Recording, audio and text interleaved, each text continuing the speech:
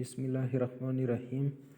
نن دې ویډیو کې درته ښیم چې ایمیج نه به بیکګراوند څنګه لرې کوي. دې دپاره دوې طریقې دي.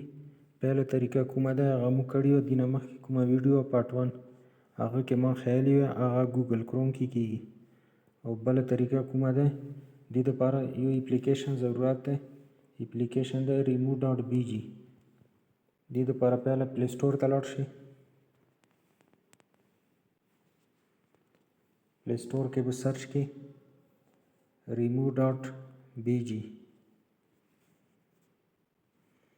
دا یو اپلیکیشن دی دا به ډاونلوډ کې ما سره ډاونلوډ دی. زه د اپلیکیشن کولاوم.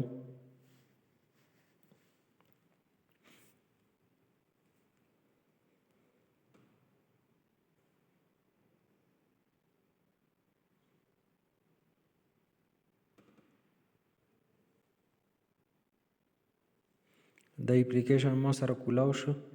دې ځای کې تاسو ته کتلی شئ اپلوډ ایمیج. اپلوډ ایمیج باندې به کلیک کړئ.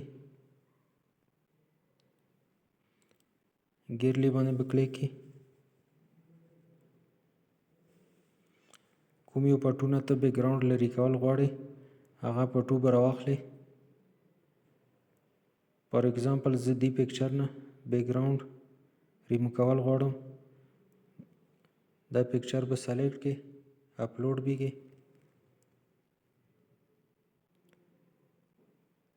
دا ګورئ تاسو کتلی شو پکچر نه بیکګراوند ریمو شو.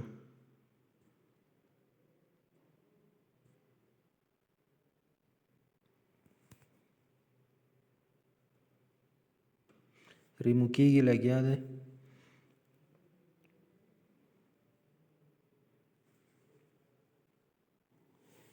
دا تاسو کتلی شو پکچر نه بیکګراوند ریمو شو. دې ځای کې لاندې بیکګراوند لیکلي دې باندې به کلیک کړئ. کوم یو بیکګراوند دې سره ته سیټ کوې هغه باندې به کلیک کړئ.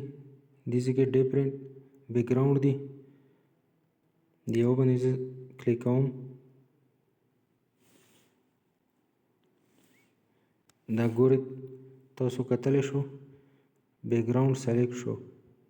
دې ځای کې دا بیکګراوند سیټ شو د پکچر سره. زه غواړم چې بل بیکګراوند سیټ کړم.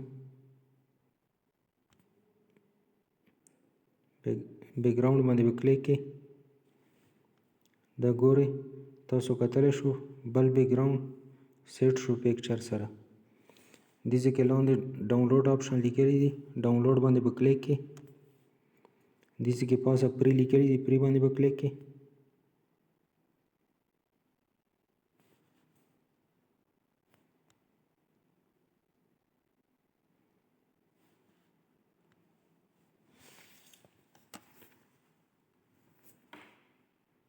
دا ګورئ پکچر مو سره ګیرلی کې سیو شو.